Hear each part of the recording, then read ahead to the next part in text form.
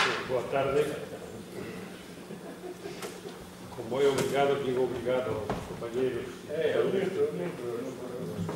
que me convidaron a estar aquí convosco hoxe, con semellantes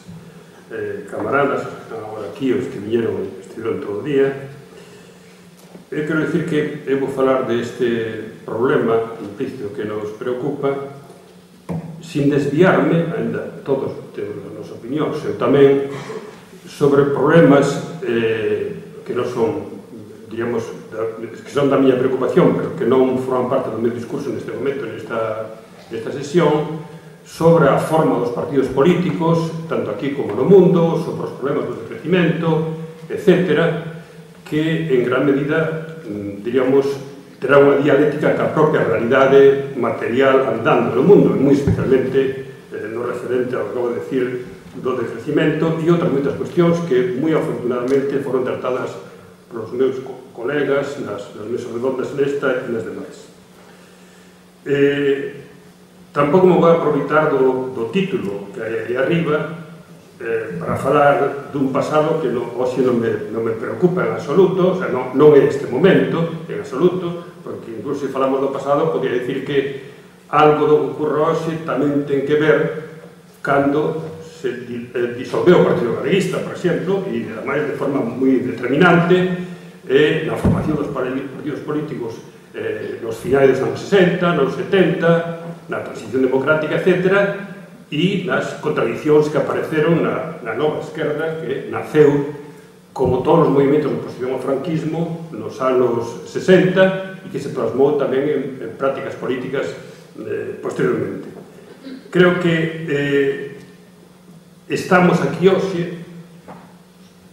máis alá de que sería ilustrativo e lógicamente que facer o que pasou antes para falar do que pasou desde 2001. E, desde logo, a mí neste momento é o que me importa, porque eso, o que pasou desde 2001 é o que se está, diríamos, traducindo nas preocupacións que depois temos e na práctica política da formación principal do nacionalismo galego, o BNG. Acaba de decir Felipe, evidente, que nos anos 1997 conseguimos ser a segunda forza política. En 2001 conseguimos ser a segunda forza política igual, despois hubo máis, o Parlamento Europeo, a presencia nos concellos, etc. Era un momento apropiado para repensar o que fixéramos. O que lográramos nese momento tin moito de mérito noso, basicamente mérito noso, pero tamén dúas circunstancias que a mellor estaban cambiando,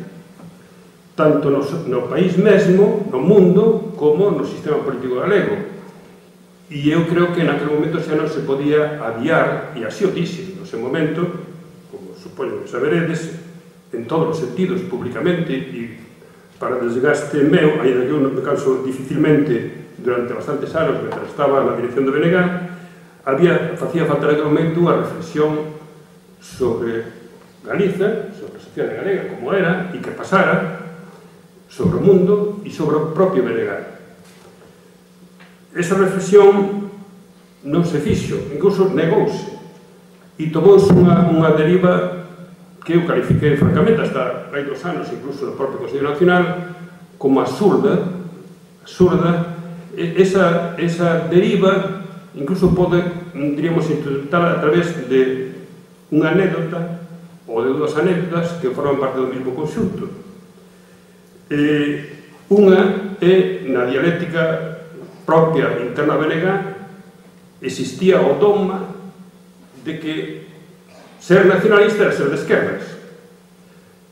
Eu, diríamos, canseime de decir que había moitos países independentes en Europa que conseguiron a independencia por a loita da aristocracia dun país contra a aristocracia de outro país, estamos cansados de sabelo,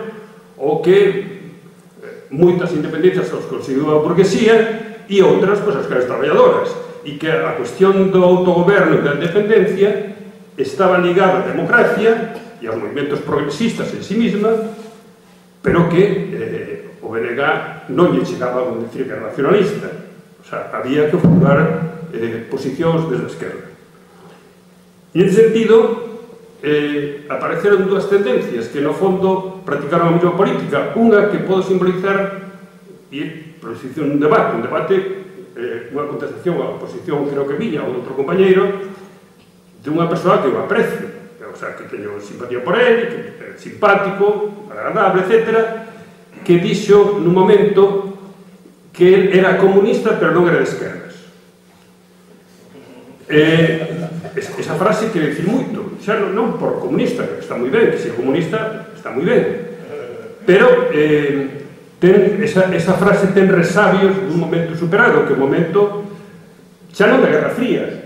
senón de principios do século XX, e eu non son revisionista da historia do século XX, pero eso non significa que sacralice unha posición ou que lle de categoría a unha circunstancia que non é do noso tempo. Agora andamos en ferrocarril e hai 2 séculos andamos en coche de cabalos, pero non temos por reivindicalo sempre en coche de cabalos, non? O sea, que era unha cuestión anacrónica, pero isto é así, non? E despois había outra que, aí que se manifestou recentemente, que era o nacionalismo moderado.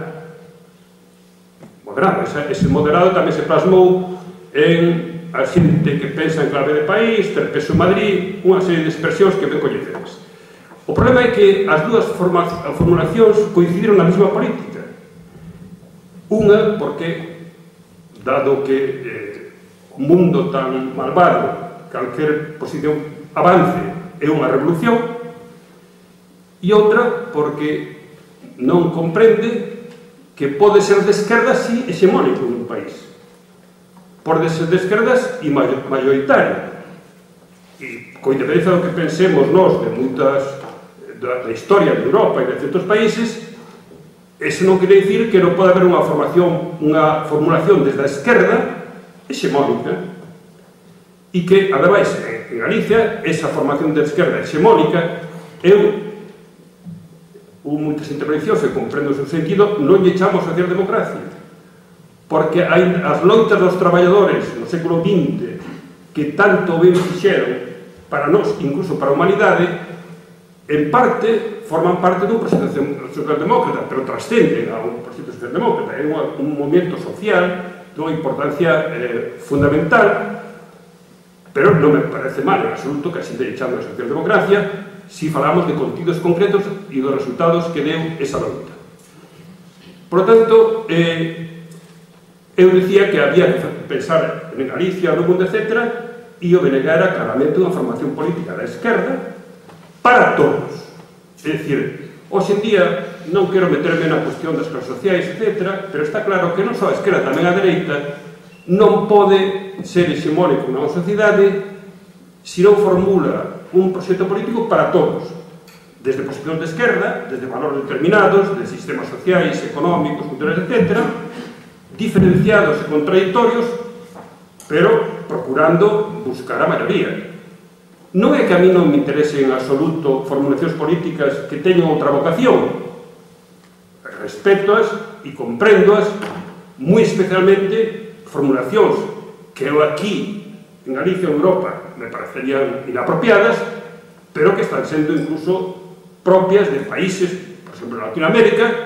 que son posicións que eu comparto, eu simpatizo con elas, pero non significa que poda aquí trasladar posicións políticas que dan noutros continentes, que me parecen inapropiadas, incluso que non recoñecen que, por fortuna, aquí estamos nun episodio político moi diferente. Pois ben, isto non se fixo, e entonces resulta que por esas dúas vías coincidentes descendimos moito, e ademais hubo, diríamos, unha tendencia a decir que estamos no mellor dos mundos. A xente que me coñece sabe, e non quero dicir isto, pero non quero en absoluto acudir a recordos persoais, que eu me casei tamén de decir que non estábamos no mellor dos mundos, que estábamos gobernando porque subira o PSOE a pesar do noso descenso, que o mellor dos mundos para o BNG é cando teñamos a maioría na esquerda con vocación e posibilidade de gobernar en Galicia, e iso que eu non compartía todo o BNG que triunfou esas dúas datas, participei niso, e creo que hai persoas, e alguna está aquí, que tuvo un mérito especial niso, pero era un ben precioso que non podíamos despreciar, porque sí, e así o manifestei en todos os sentidos que podado neste momento comprender. Pois ben, eso non levou a ningún sitio. Non levou a ningún sitio, o sea, ese galidistiño aplicado a BNG, incluso atendendo aos cantos de Sirá desde fora, que querían dunha forma extrañísima convertir a BNG no que non é, pois foi un fracaso, pero un fracaso, entre aspas, querido. O sea, foi provocado, non era necesario en absoluto facer iso se estuéramos dispostos a comprender o noso país e comprender o mundo. Como non quero extenderme moito, vou falar o que quero dicir con isto. E además vou dicirlo de forma sintomática, porque nestas intervencións, que por parte se cortas, incluso estando no Parlamento Europeo, comprendín que un minuto e medio falando en un plenario é todo necesario para dicir as cosas importantes. Comprender o mundo, e neste momento xa é incluso diferente de hai 10 anos, é comprender que non estamos na Guerra Fría ni nos valores da Guerra Fría. Estamos en outro momento diferente. Comprendemos o que pasou ali, sabémoslo. Desde 1989 estamos nun mundo diferente. O muro de Berlín dividía Alemanha, dividía Europa e dividía o mundo. Nada máis que ver agora o resultado que temos. E incluso antes xa empezou nese mesmo ano o chamado Consenso de Washington, que pretendeu difundir polo mundo a teoría neoliberal, incluso apoiada en movimentos militaristas. Hoxe non estamos nese mundo, pero sabemos que neste momento non se pode comprender nada, incluso o significado da crise económica, financiera económica que estamos sufrindo, se non comprendemos que estamos nun mundo totalmente diferente, que tamén afecta a Galicia, na forma de pensar o mundo. É dicir, a ideoloxía neoliberal dinos que estamos na peor crise desde o ano 29. Esa xente non sabe que hubo a Guerra Civil Española, a Segunda Guerra Mundial, as fames que hubo no mundo, etc. E non sabe que, ademais,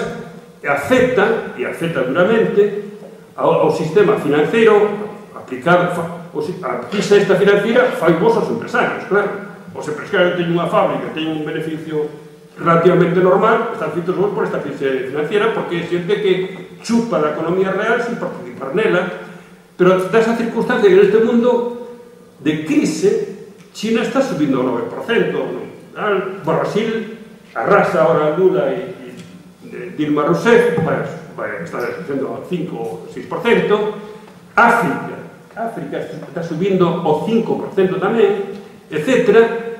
E esta crise non se pode entender ou non se pode pensar que significado ten para o futuro, incluso que significado ten para o sistema capitalista, e eu non quero dicir que agora teño unha interpretación de todo, sin razonar sobre a realidade do mundo, incluso a cuestión do decrecimento, por exemplo. Vai ser inevitable contemplala, outra cosa é a vontade democrática aí para resolverla de boa forma, si o resto do mundo, que non son Europa ou os Estados Unidos, empezan a consumir materia primas e todo como o resto do mundo, China, por exemplo, a India, como estes países. É inevitable, xa non é unha teoría dos meus colegas dos verdes do Parlamento Europeo, é unha necesidade imperiosa de pensar pola propia evolución do propio mundo.